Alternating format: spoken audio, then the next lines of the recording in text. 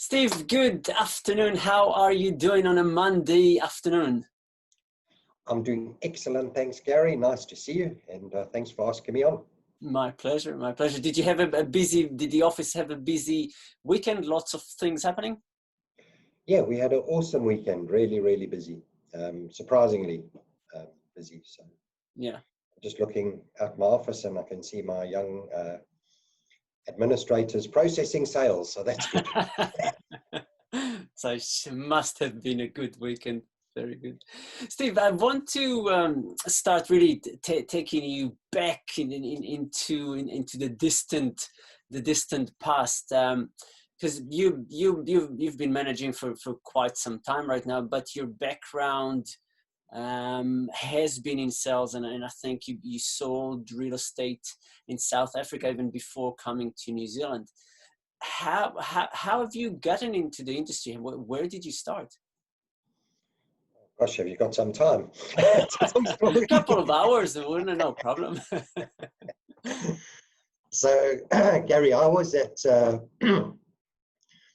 I finished school and I did a year's plumbing apprenticeship. And that was a total failure because I soon learned that I was probably better with a pen in my hand than any kind of tools. I did a lot of damage to a lot of people's houses. Right. I was basically banned from ever being a plumber in South Africa. No, I'm joking. I wasn't a very good apprentice. And after having a year plumbing apprenticeship, I went into university and did a BCom degree.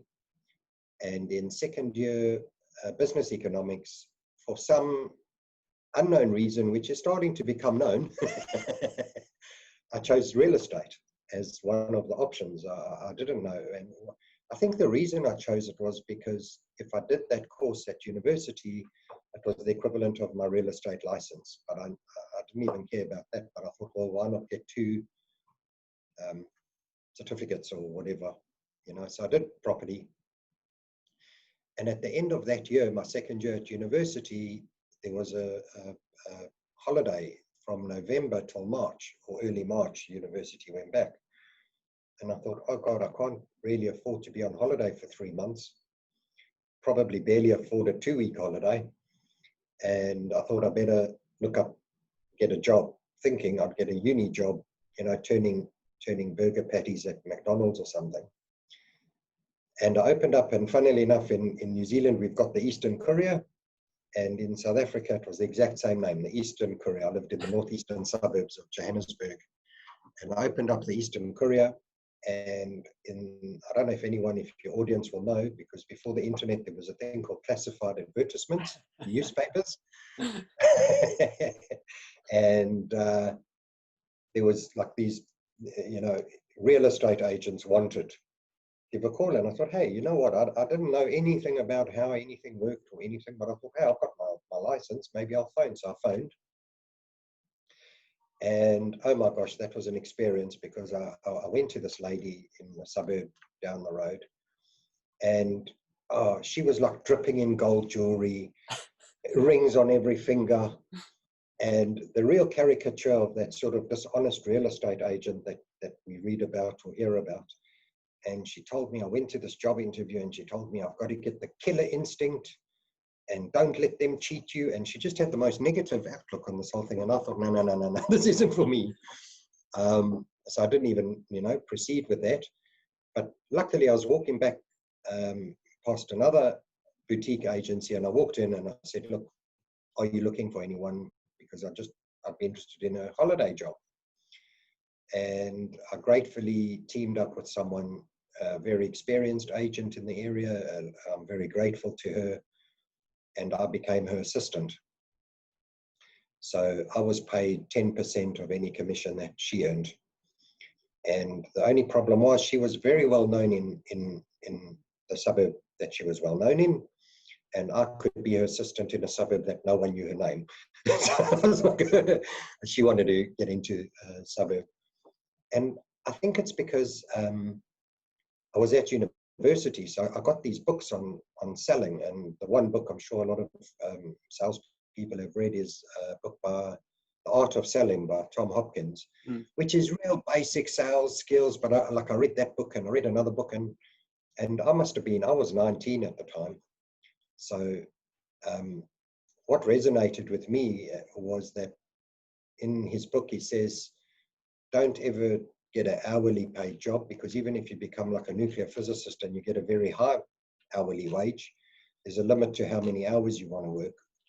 Rather get a commission job. And I realized, oh, look, selling is actually a career. It's actually a profession. Yeah. And another thing that they said in that book is that it's international. You can kind of take it wherever you want to. And living in South Africa, I felt a little bit like I'd probably leave this place one day, and I thought it would be quite good to get some skills. So I read a lot of books on selling, basic selling skills, the inverted tie down, I think it's called. It's a lovely day today, isn't it? And to get people to say the little yeses. So a lot of technical kind of 1980s sales, salesmanship. And I started helping this lady in her area. And very shortly, we listed quite a few houses because I just didn't have a desk or a phone in the office. So all I did was I walked around the suburb for 3 months and just spoke to anyone who talked to me and knock on doors and stuff. And very soon we started kind of listing and selling 5 houses a month. And that was just awesome. So that was my entry into real estate. And I thought I'd just do it for 2 or 3 months in the back. And I'm afraid to admit that I did carry on my university that year, but I kind of stopped. I didn't finish my degree. Yeah. And I've been in real estate ever since. So that's how I got into the game. Wow. And so you did your thing in South Africa, moved to New Zealand, and you initially sold real estate in New Zealand as well, or straight into branch management? No. So in South Africa, I sold. And when I started and getting 10%, like my attitude, I couldn't believe how much money I was earning, because commission was quite like 20,000 Rand. And I'd get 10%, so I'd get 2,000, and that was like a fortune. And then you're doing sort of 5 deals or something. I thought to myself, I'd do this job for like a lot less money than this, and I was only getting like a small percentage.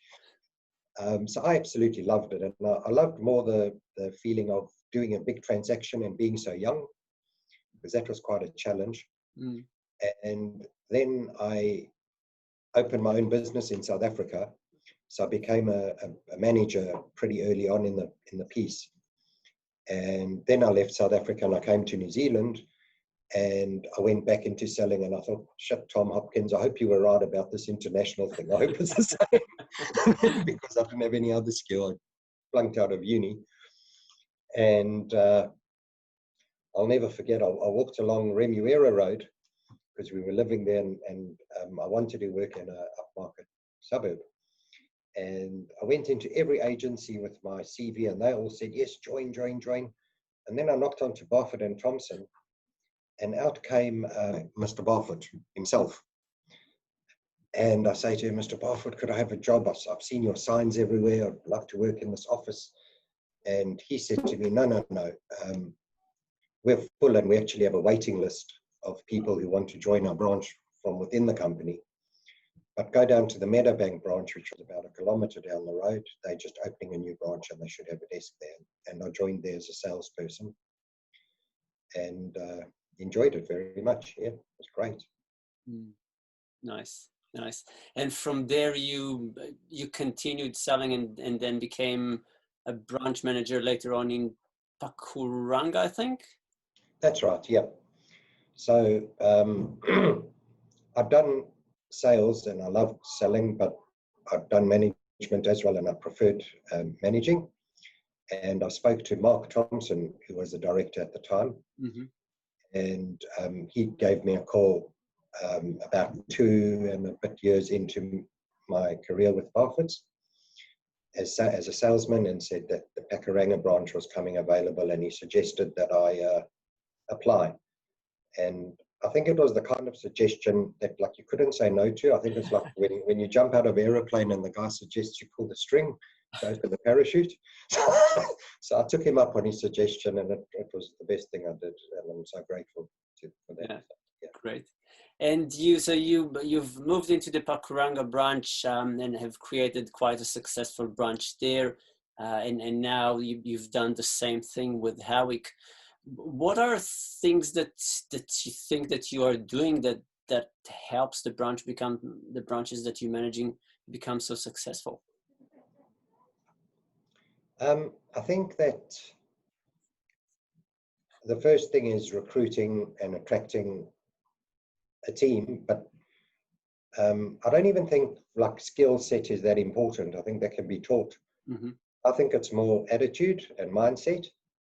And I think as a leader or as a mentor, leader, branch manager, whatever, I think you have to be able to share, like give hope to the people, give hope to your team, and have a very clear vision and mission statement. You know, have a very clear mission for everyone in the office.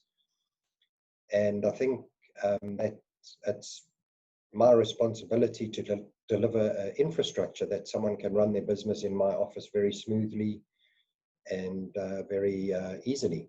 So I try and make it as easy as possible for my team to do their business. And, Yeah.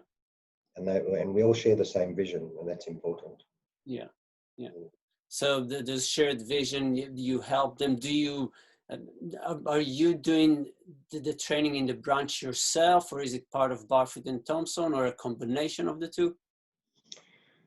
Well, it's definitely a combination of the two, but mainly I do my own training. I mean, whatever we get from the support center is just extra.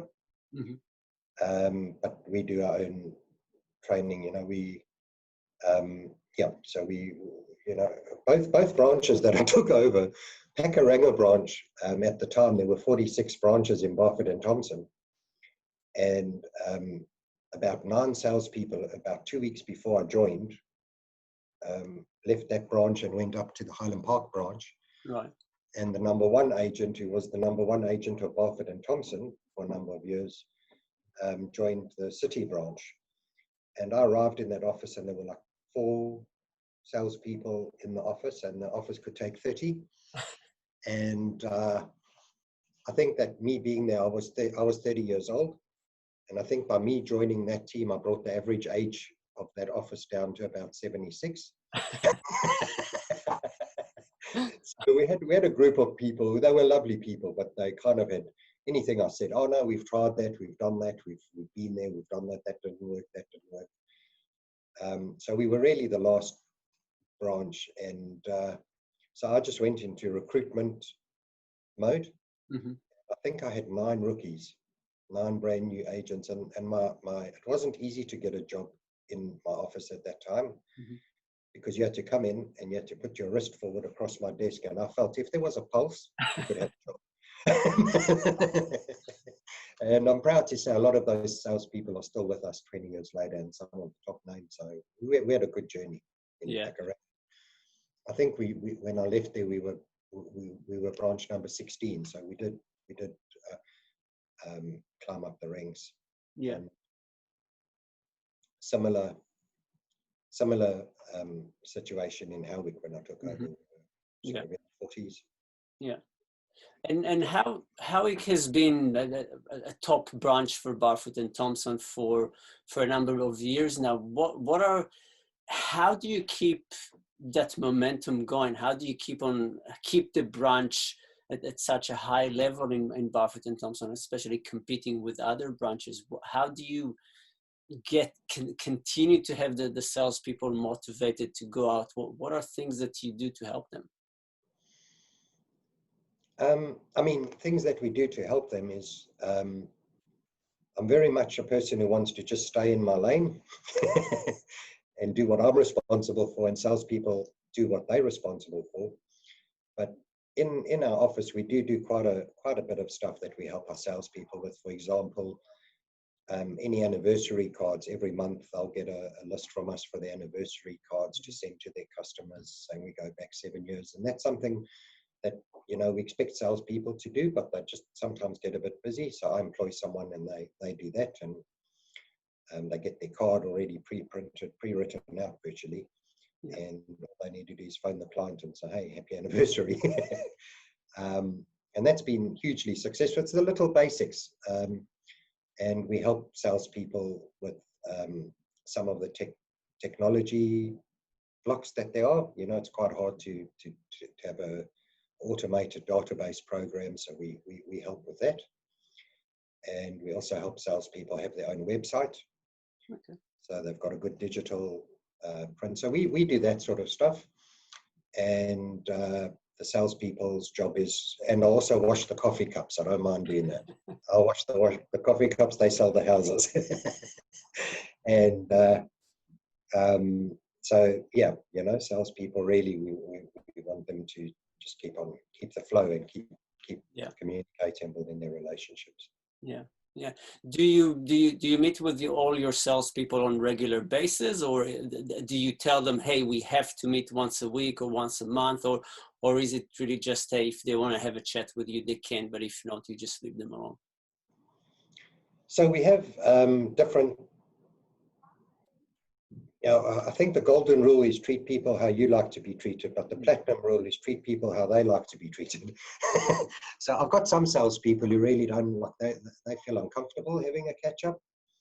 So then it's more casual, and I'm totally cool with that. New salespeople and others, we meet once a week. And then I have other salespeople that I meet every 2 weeks. But it is a formal sit down and go over things, but it's not kind of, I never ask how many appraisals have you done this week or whatever. Just a nice, comfortable catch up to see how we can help them. Yeah. So some people weekly, some people 2 weekly, and some people pretty casually. But I'd say the casuals are sort of 3 or 4 of my team, but the rest I catch up with them at least every once a week or every 2 weeks. Right. Right. So you put a lot of time and a lot of effort into your salespeople. Yes.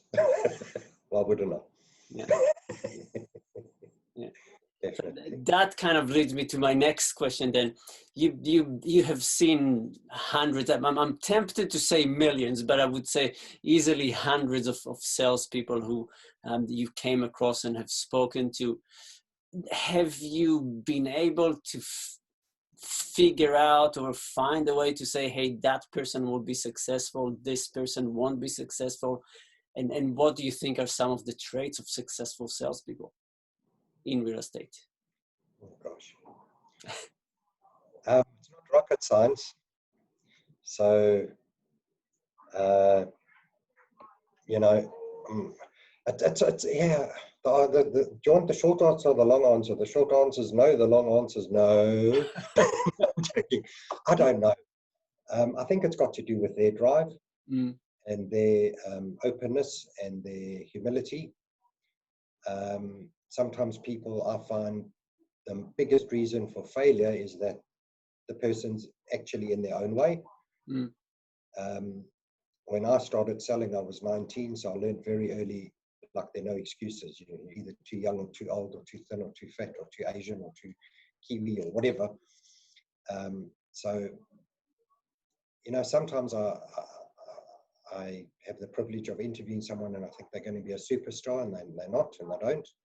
And other times the answer is no, I don't. I think it's got to do with a very deep drive that a person has that is hard to describe, because everyone says they've got it. You know, when you interview them, everyone says, yeah, I want to do this for my kids, or I always wanted to do real estate. But the actual kind of level of their drive, you can't really tell, because some people want to do things, but they're happy if they don't. You know, other people want to see the determination. So. Yeah. But, yeah. And looking at the salespeople, I'll make it just a little bit more difficult for you. Looking at the salespeople that you have in your office or have worked with in the past that are really successful, are there any traits, some things that you can look at and say, yep, they're all doing X thing, or they're all not doing something that is common to all people who are successful? Yeah, that's actually easy. I find that the top salespeople, the difference is, because we all know we've all got so many hours in a day, right? And the people who achieve a lot in those hours are the people who consistently do the basics of real estate, which are all completely teachable and learnable. And I'd just say that top salespeople, you have to have a certain amount of business nous. The real good salespeople, they just master the art of habitually doing the basics. And yeah, and have a certain business nous that is also learnable. So yeah, it might be discipline, might have to do with discipline. That I find real estate is quite a repetitive game, really. You know, every case is different, same but different. Yeah. So those people who kind of put systems in place and just, you know, there's some salespeople that do their just listeds and just solds, whether they're digital or, you know, whatever spin you put on it, that's going to make it awesome. I would just say if you just did your basics, you know, that's the difference between a top salesperson and a non-top. That's what I've observed anyway. Yeah. Interesting. All right, and final question. We are still a little bit in the COVID-19 or under the COVID-19. And so far, from what I can tell, especially in Auckland, the market has stayed more or less the same. It's still an active market. Do you think that there will be some things that will be changed in the industry as a result of the pandemic, or it will be, again, looking at your crystal ball, or do you believe that the business will stay more or less the same? So obviously, you know, closing a business for 5 weeks was quite surreal. And when I did my projections, I put 0 commission because I thought, well, we can't show a house, we can't auction a house, we can't meet a person. And in that market, we sold 7 properties, which I was very lucky. I think that's like, you know, going full tilt. Yeah. And just generally myself, I never really worry about the macroeconomics of a country or of an economy, because I just know that if I were put, and dare I say it, I don't mean to single out any particular country, but I think if I were put in the middle of Iraq, which is probably experiencing a little bit of a civil war at the moment, and I'm thinking back of South Africa, which, you know, there were bullets flying, there were bombs going off at times. I just like to, you know, give my salespeople the security that no matter what happens to the economy, we can sell 2 houses a month. So I think if things go really well, I think if you're running your business properly, your business may increase by 5%. And I think if there's an absolute disaster, your business may decrease by 5% on an individual salesperson's basis. So I really do concern myself on that. I don't really have any predictions, but the reality is, if I look backwards, we aim to sell 30 houses a month, like a deal a day. And in May, which was our first month back, we sold 33, which is a lot in any month. And then in June, we've just come off, I mean, we've just sold 47 properties in June for the month. So yeah, I don't know what to say. And our board's looking pretty fresh at the moment. So, you know, we've done more than, I think we've done 5 or 6 sales. So it's a 6th month today. Yeah. So things feel normal. And I don't know, I think one mitigating factor as to the future of our economy is I don't think we should underestimate the quality of expats that are coming back to New Zealand from Europe and America and wherever they're coming from, because I think they're going to add a lot to our economy. But I think I don't concern myself with the market. Bit different. Yeah. Fabulous. Steve, these are all the questions that I have. Really, thank you so much for your time. I know you've got probably a few salespeople waiting outside of your door wanting to talk to you. So I appreciate your time. And You're welcome, Gary, anytime. Thank you. Thank you.